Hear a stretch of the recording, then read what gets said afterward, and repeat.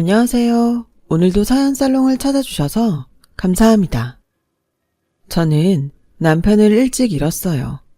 아마 제 딸아이도 아빠의 장례식은 기억하고 있을 것입니다.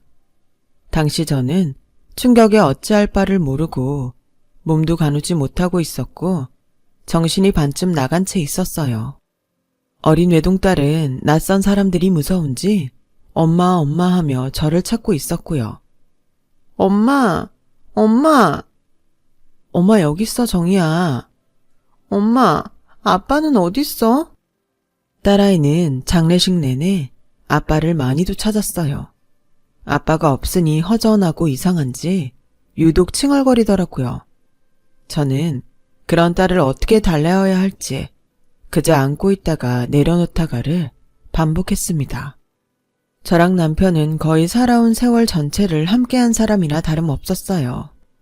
남편은 제게 내 머리 위로 떨어지는 굳은 비를 대신 맞아주던 사람이었고 힘든 사회생활 동안 든든하게 옆을 지켜주던 사람이었습니다. 어린 시절 같은 고향에서 자고 나라 다시 서울의 한 직장에서 만나 지내기까지 그 오랜 시간을 함께 보내고 마음이 맞아 결혼까지 함께한 사람이었어요. 그런 사람이 한순간에 사라진 건 견딜 수 없는 상실감이었어요. 어떻게 극복해야 할지, 아니 극복할 수는 있을지조차 알 수 없는 상실감이었죠. 엄마, 나 배고파.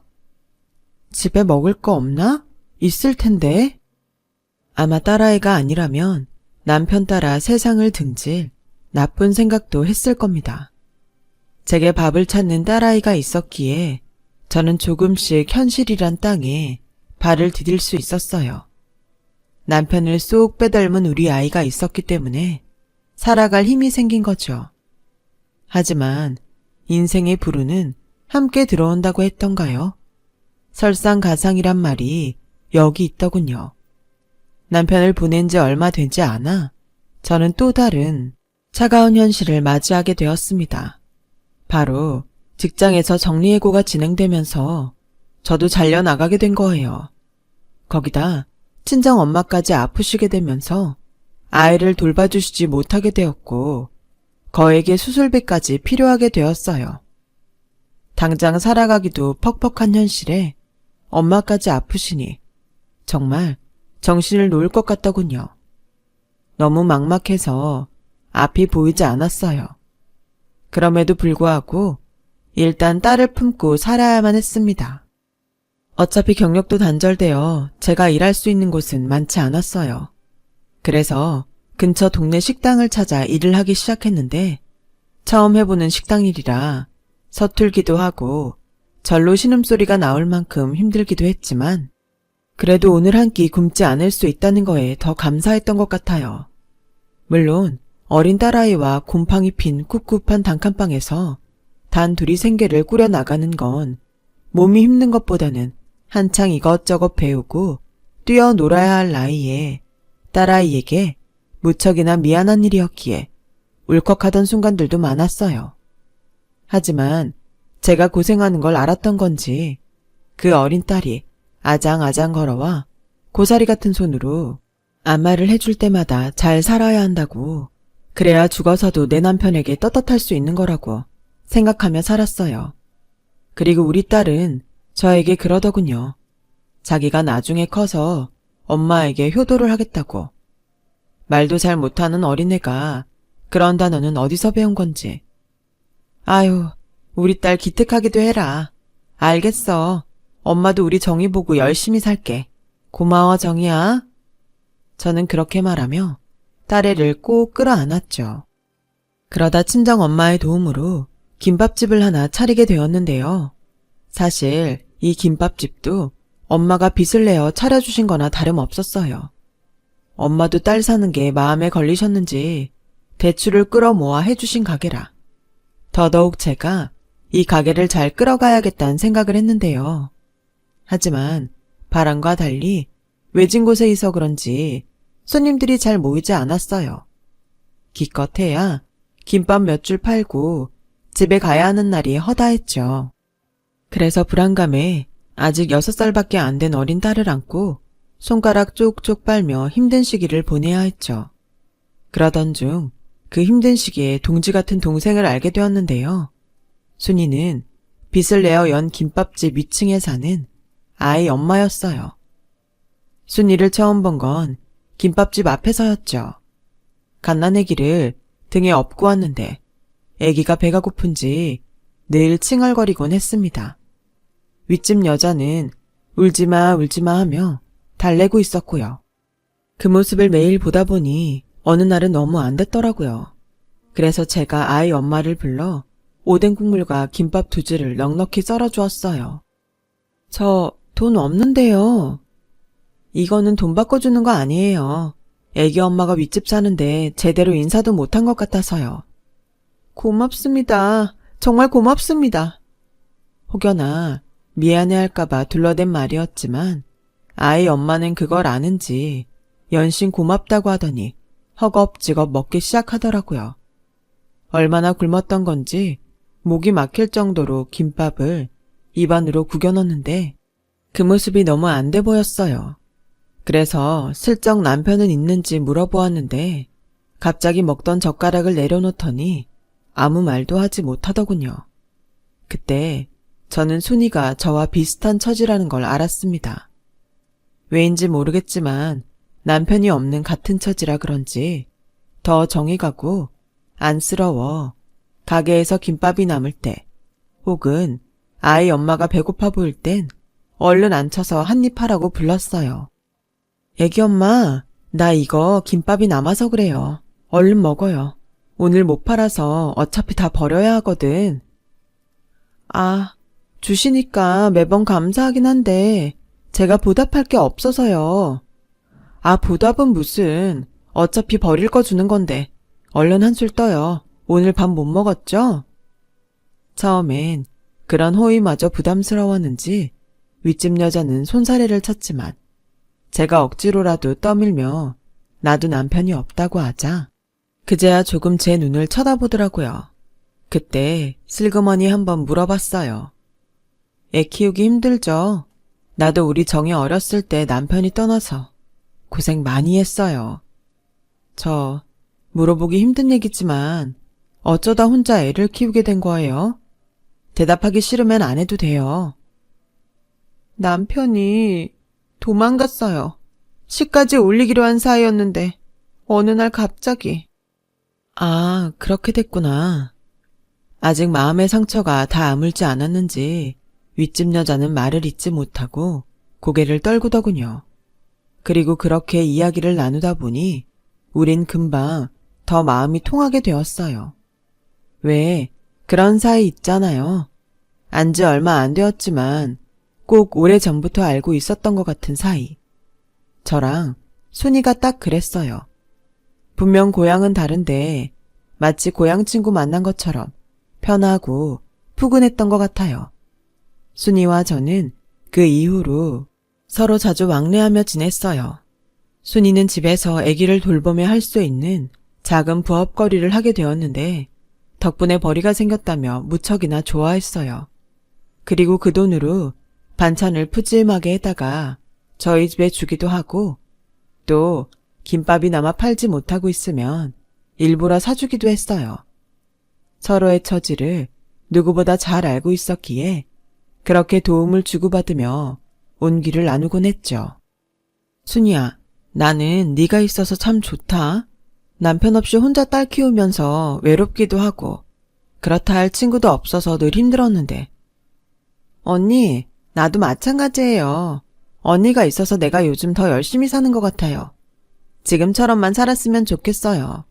언니, 어디 가지 마요. 알았죠? 그래야 나도 내가 잘 사는 거 언니한테 보여주죠. 나는 내 아이가 더 크면 돈 많이 벌어서 떳떳하게 잘 키우고 싶어요. 애가 하고 싶은 거 다 해주고 싶고요. 미혼모여도 애 잘 키울 수 있다는 거 보여주고도 싶고. 그럼 할 수 있을 거야. 순이 너 같은 엄마가 어딨다고. 잘하고 있어 지금도. 그렇게 저희는 늦은 밤 서로의 집에서 혹은 김밥 가게에서 이런저런 속 이야기를 나누며 헛헛한 마음을 달래곤 했어요. 순이나 저나 기댈 수 있는 사람들이 있었기 때문에 외롭지 않은 밤들이었죠. 하지만 그러던 어느 날 일이 생기고 말았어요. 어느 저녁 구급차가 김밥집 앞에 나타나길래 밖을 내다보았는데 사람들이 윗집으로 올라가는 게 아니겠어요? 순간 거기가 순이네라는 걸 알아서 저도 너무 놀라 올라갔는데 못 볼 풍경이 펼쳐져 있더라고요. 방 한 구석에선 아이가 울고 있었고 순이가 난간에서 뛰어내리려 하고 있더군요. 저는 초조한 마음으로 순이를 바라보았고 혹여나 잘못된 선택을 할까 싶어 말도 제대로 하지 못했어요. 순이는 그 상황에서도 무슨 일이 있었던 건지 엉엉 울고 있었고 대원들은 순이를 끌어내리기 위해 조심스레 다가가려 했지만 순이가 오면 뛰어내릴 거라며 협박을 했어요. 상황이 그즈음 되니 저도 너무 가슴이 뛰었어요. 이러다 순이를 잃기라도 할까봐 두려워서 눈물이 줄줄 나더라고요. 그때 난간에 선 순이가 저를 바라보았고 저도 모르게 얼른 내려오라고 울부짖었어요. 저에게 잘 사는 거 보여주겠다 하지 않았냐고 말하면서요. 언니, 나... 순이는 제 말에 눈물을 글썽이더니 말을 잇지 못했고 그제야 저는 순이에게 천천히 다가가 손을 뻗을 수 있었어요. 그리고 저와 구급대원의 부축을 받아 아래로 내려왔어요.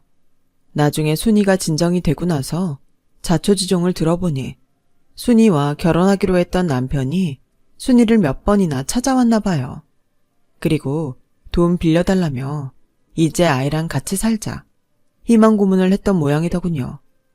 그 말을 철석같이 믿고 있던 순이의 믿음을 배신하고 또 한 번 연락을 끊게 되었고 심지어 그 남자가 순이 명의로 돈을 빌리는 바람에 빚까지 생기고 만 거였죠. 언니, 정말 내가 너무 바보 같고 한심스러워서 죽고만 싶었어요. 아니야, 그럴 수 있어. 자책하지 마, 순이야.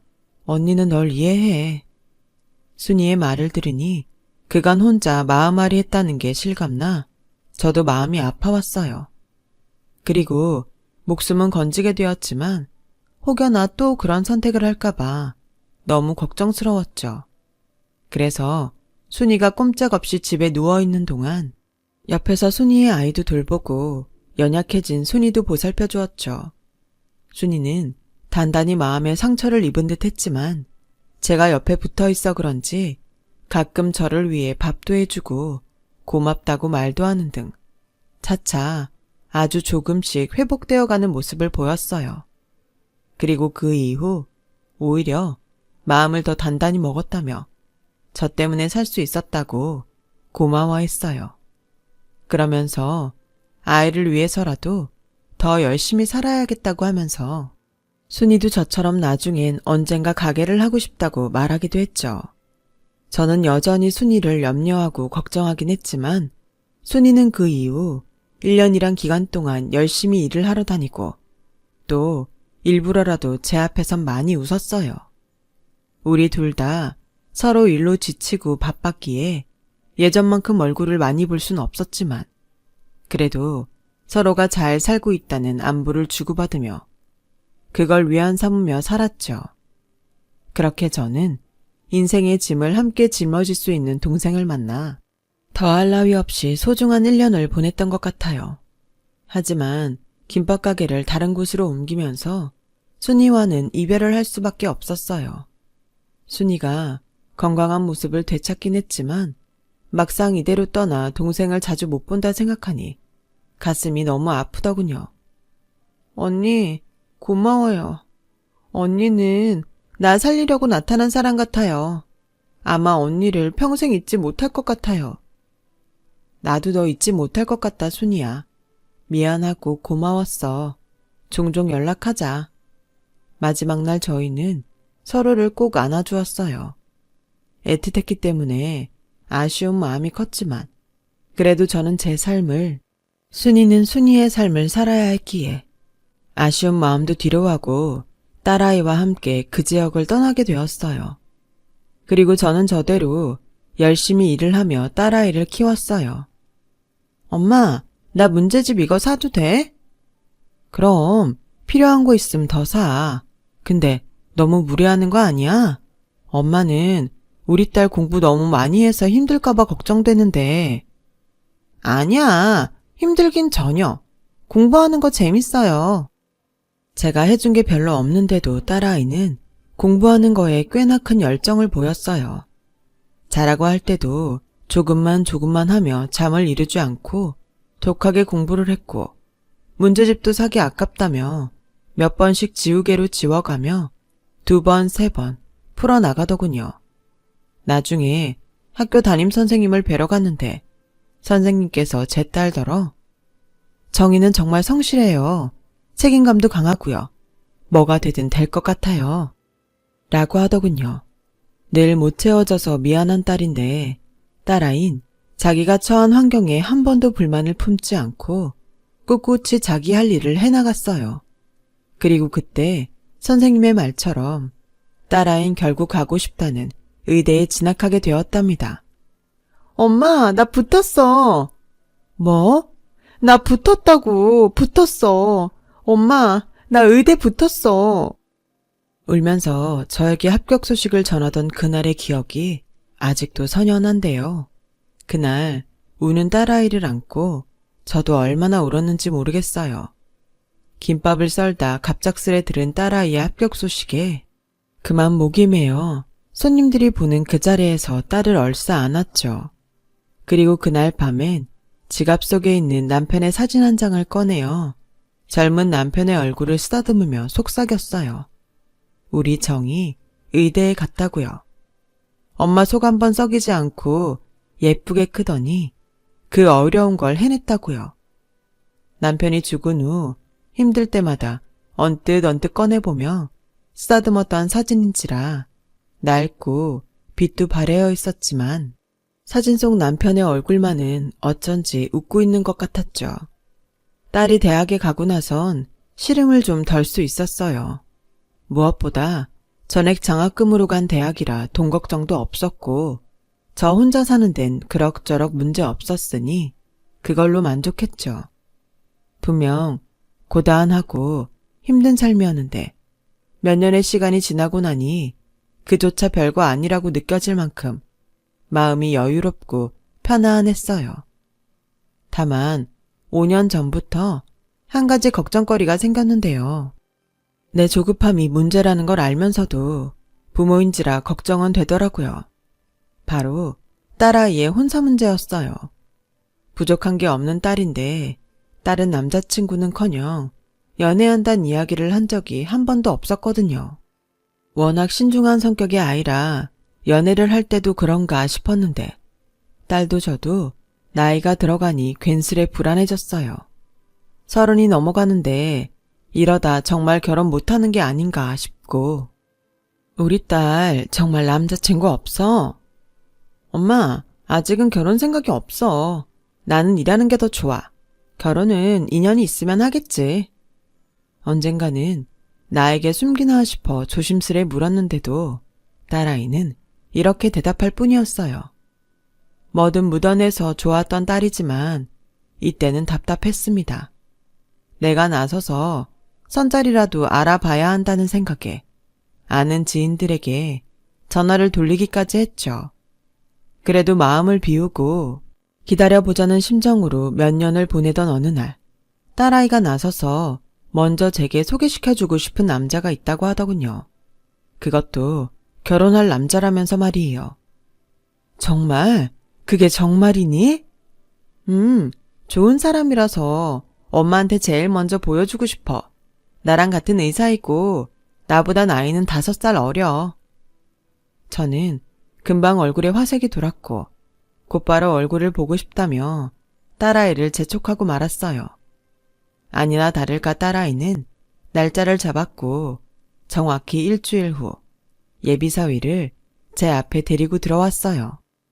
세상에 이런 순간이 찾아오다니 꿈만 같았어요. 사람은 한 번의 첫인상으로 모든 걸 다 알 수 없다 하지만 얼굴도 멀끔하고 번듯해 보이는데 우리 딸이 고른 남자니 당연히 괜찮은 남자겠거니 하는 확신이 대번에 들더라고요. 그날 내내 예비사위는 저를 꼬박꼬박 장모님이라 하며 아주 정중하게 대했어요. 장모님께서 무척 고생하시며 키우셨다고 들었어요. 아, 나는 그냥 일만 했어요.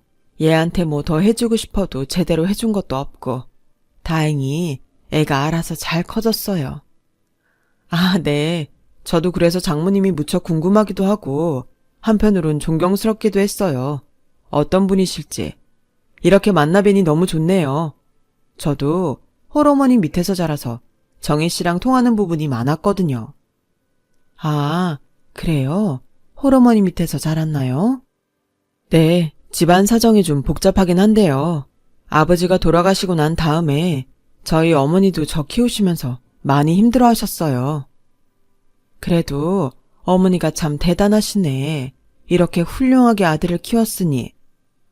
딸아이가 데려온 남자도 홀어머니 밑에서 자랐다고 했는데 저도 혼자 아이를 키웠기 때문에 사돈될 사람이 누군진 모르겠지만 벌써부터 동질감이 생기더라고요. 거기다 사실 만나기 전에는 딸아이보다 나이가 5살 어리다고 하길래 조금 걱정이 됐는데 말하는 걸 들어보니 전혀 그런 줄도 모르겠고요. 걱정이 무색하게도 너무나 제 마음에 차는 그런 사유였어요.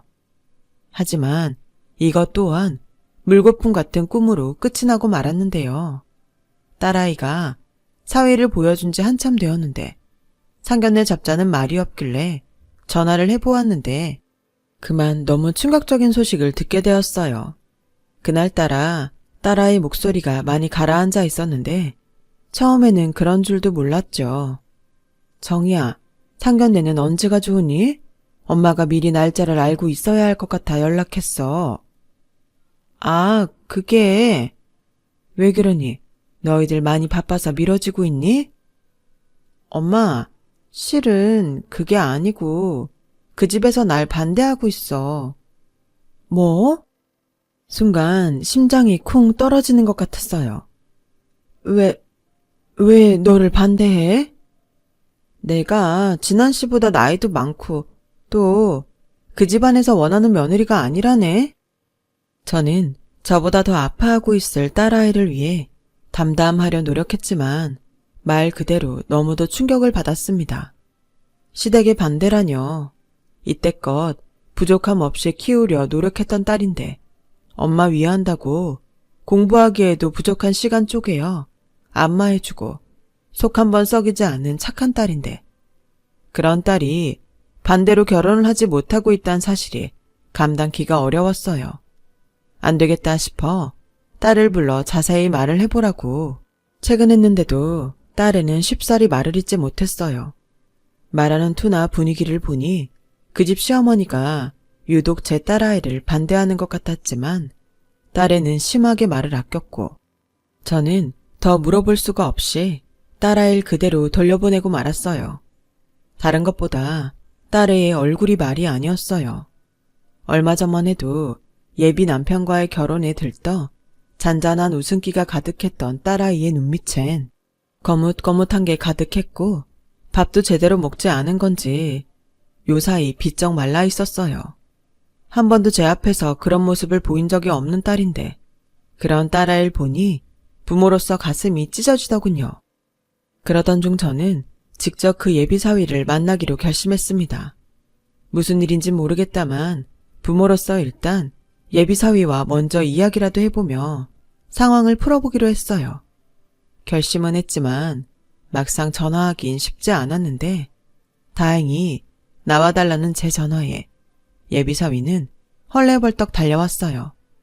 그 아이도 돌아가는 상황을 아는지라 차마 제 눈을 제대로 마주치지 못하더군요.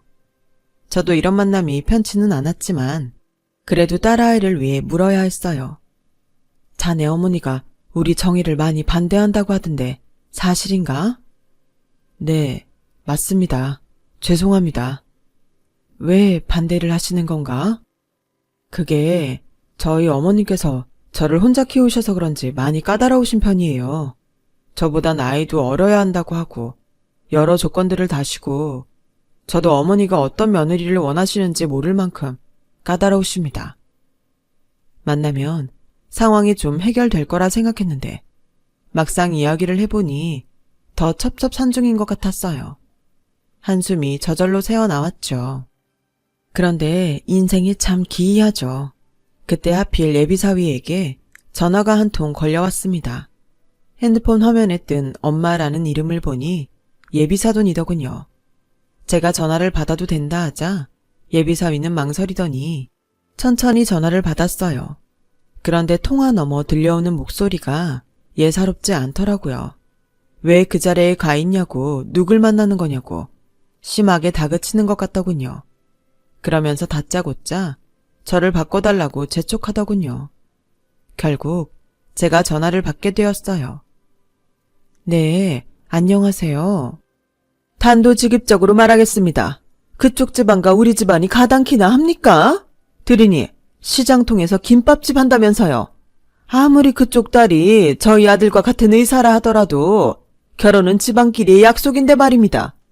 수준 맞지 않는 집안이랑은 결혼 못 시킵니다. 더는 말하고 싶지 않으니 이만 끊겠어요.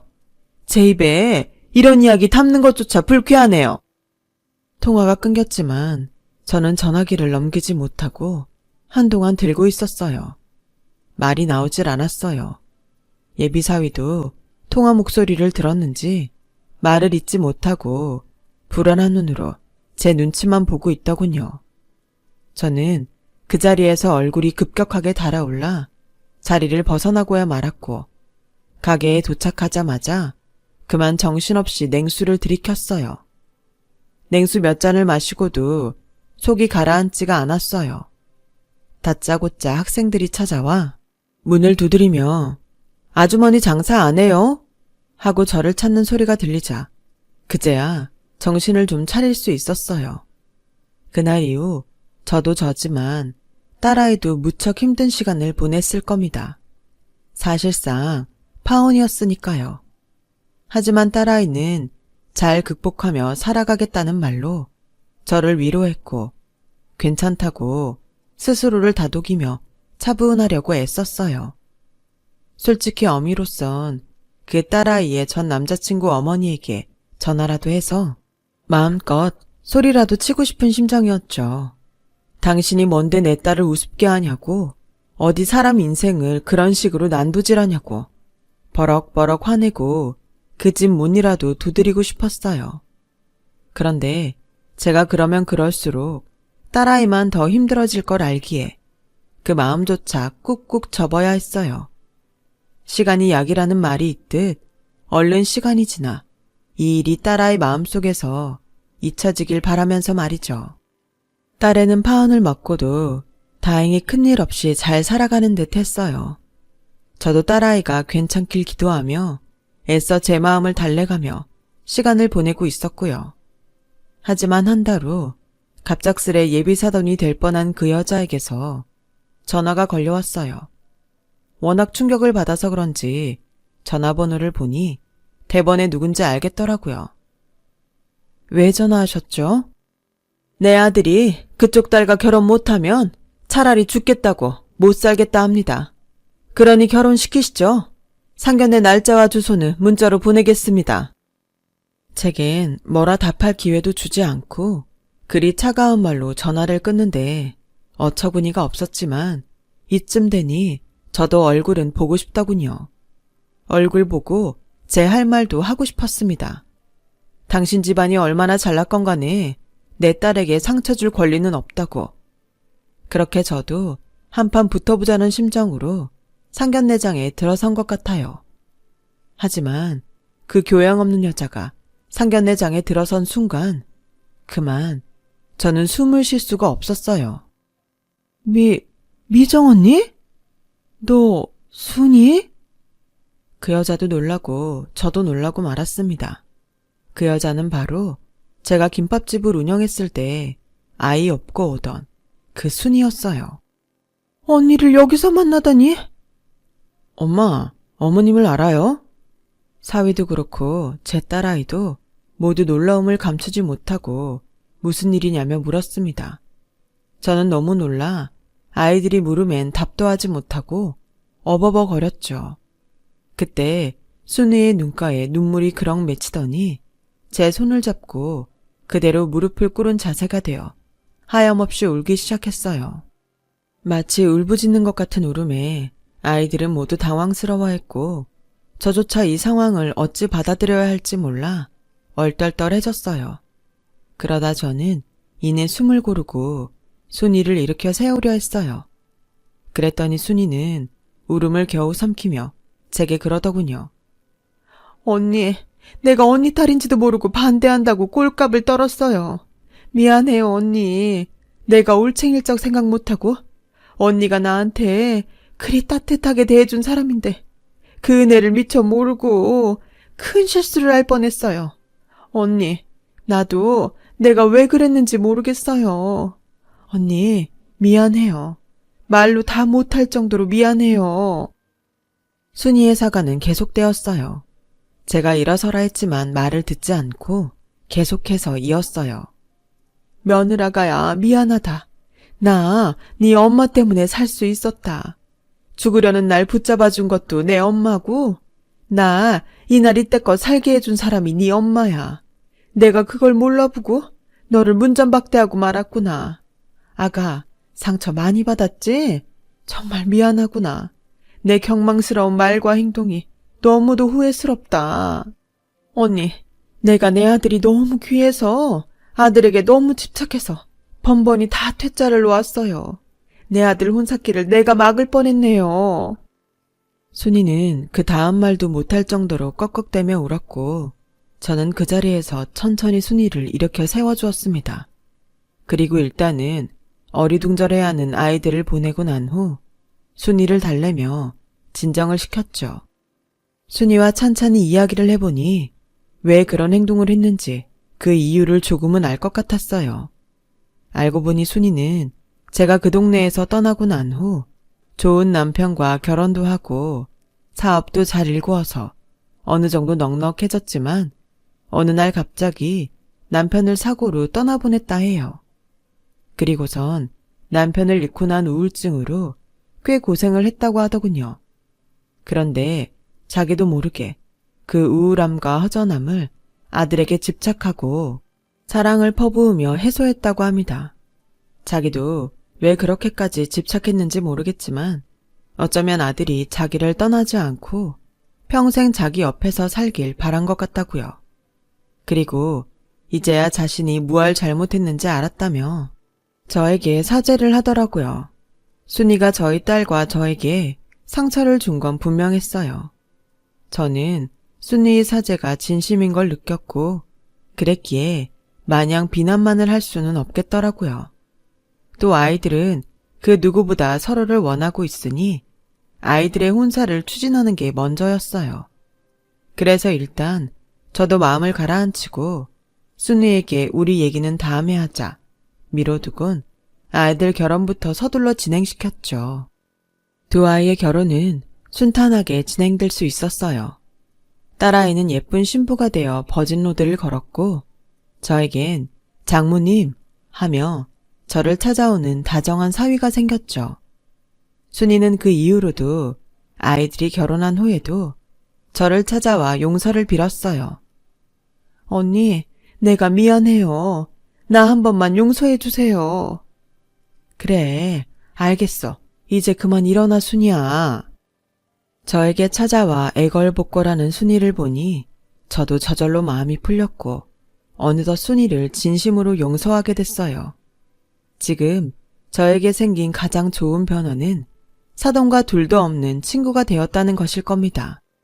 사돈은 같이 늙어가는 처지에 친구 하나 없다며 저에게 간식거리도 사들고 오고 저에게 안부 전화를 합니다. 순이는 저희 딸에게도 마치 자기 딸처럼 너무나 잘해주는데요. 최근엔 제 딸이 저희 집 근처로 집을 옮기고 싶다 하길래 사위 불편하다고 뜯어 말렸더니 순이가 친정 근처에 살면 마음도 편안하고 좋을 거라며 저희 집 근처에 좋은 집을 한 채 해주더라고요. 언니, 이렇게라도 해야 내 마음이 편해요. 하면서 말이죠. 저도 처음엔 순이가 믿기도 하고 어떻게 이런 인연으로 만났나 싶어 혼란스럽기도 했지만 이제 그런 마음보다는 그저 같이 늙어가는 처지에 좋은 동생이 생긴 것 같아 마음이 푸근할 따름이에요. 순이는 요즘 새 사람이 된 것 같다며 저에게 이런 말을 하곤 해요. 언니 덕분에 큰 깨달음 얻었어요. 나 언니 없었다면 계속 아들에게 헛된 집착만 하고 살았을 거예요. 근데 언니 만나고 나서 나를 다시 돌아보게 됐지 뭐예요. 이제부터라도 내가 잘할게요, 언니. 아무리 좋은 사람일지라도 누구에게나 그렇듯 결점 하나씩은 있겠죠. 다만 그 결점이 어떤 인생의 상흔으로 만들어진 것이라면 그걸 두고 마냥 비난할 수는 없는 노릇 같아요. 저도 순이도 곱지 않은 인생을 산 사람들이라 상흔도 많고 응어리도 많은 사람들이지만 젊은 날 그래서 서로를 이해하고 보듬어 주었던 것처럼 앞으로도 그러며 살아나가도록 하겠습니다. 여러분의 앞날에도 부디 함께할 수 있는 소중한 인연들이 많기를 바랍니다. 여러분, 사연 댓글에 응원과 현명한 조언 부탁드려요. 좋아요와 구독은 저에게 큰 힘이 됩니다. 오늘도 좋은 일 가득하세요.